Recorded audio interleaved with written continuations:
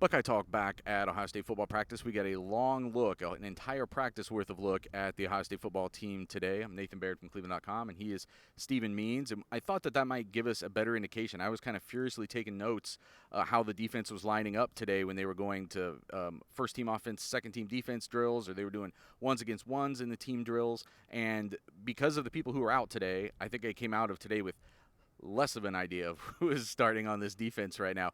To get it out of the way, Zach Harrison missed most of practice. I should say he was working out kind of on the side where they have injured guys doing things. He came over and joined some of the teaching periods later. Jerron Cage was out. Marcus Williamson was out. Cody Simon was out. Jerron Cage, did I say that already? Was out. I'm forgetting somebody else. There were some other guys who were out. Thayer Munford was out on the offensive side of the ball. Ryan Day says those weren't any kind of long-term injuries. He doesn't expect those to be anything where guys are going to miss games. But it definitely was a day where it looked like Ohio State was working on depth more than it was solidifying a first-string defense. Yeah, you just kind of got to see a lot of different people get first-team reps. Lathan Ransom got first-team reps. Obviously, Taraja Mitchell's the starting will linebacker. I'll confidently say that one. You got to see the freshman defensive ends get in there and get some work in. You got to Josh Proctor obviously was a single high safety, but Ryan Watts was in there. Legend Cavazos was in there. This was not a day where anybody should feel like they should be able to pin in the starting 11 guys on defense, or maybe even the starting 11 plus the rotating up to 15 to 16 guys. It was more a day just to see who can do what. Which is, when you're 13 practices in? When you're 13 practices in and guys are sitting out, this is their opportunity to kind of show themselves and prove where, even if they're not a starter, they should be in the rotation and be getting 25 to 30 snaps a game. Just a couple of notable things. They've been holding Palaie Neatote out of any ones and twos reps because they don't know yet about his eligibility, but he was in there in some of those first-string situations, again, because they're just kind of thin on numbers at linebacker today.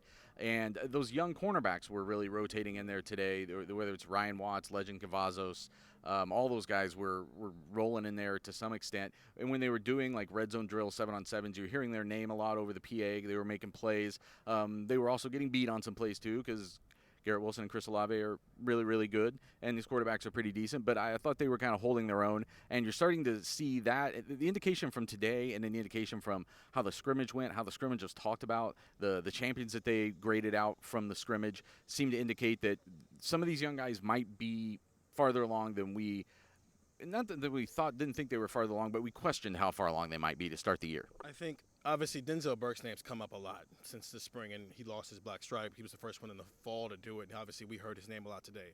I think another person to pay attention to, not necessarily for this season because he just got here, but when we get into garbage time and then when we start to get into his second year in 2022 is Ja'Kalen Johnson. J.K. Johnson, the top 100 cornerback out of Missouri. We've heard his name a lot in the practices we've seen, and I think we were here the first time they did tackling. He had a solid tackle, I think his first rep. He had a pick that day, and today you were hearing his name a lot. And that's what you want. When you're a top 50 recruit where the expectation is by your second year, you're at bare minimum in the rotation in that cornerback room. I like what I'm seeing out of him, and I like what I'm hearing every time we're out here at practice. So as you're watching games this year and you see some of these young guys and maybe garbage time get out on the field, keep an eye on number 32. Like I said, Thayer Munford was not at practice today, but Ryan Day said that he'll be back any day now. I think that may just be a load management thing or just sort of him dealing with something smaller. But obviously a veteran of just taking as many reps as he has, that's not a huge issue. The thing about the offensive line that I've been trying to keep an eye on is today it was Matthew Jones in at left guard, and the rest of that offensive line was sort of that revised offensive line that we started seeing a couple weeks ago with Nicholas Petit-Frere at left tackle, Harry Miller at center, Paris Johnson Jr. at right guard, and DeJuan Jones at right tackle. I'm starting to think that is becoming more convinced that that's going to be the opening day starting lineup with Thayer Munford back in there at left guard, assuming he's healthy. So get the text, 614-350-3315. Like I said, we probably are not going to see any more practice in person before the start of the season, but we'll still be trying to bring you the intel that we're hearing around the program here at Buckeye Talk.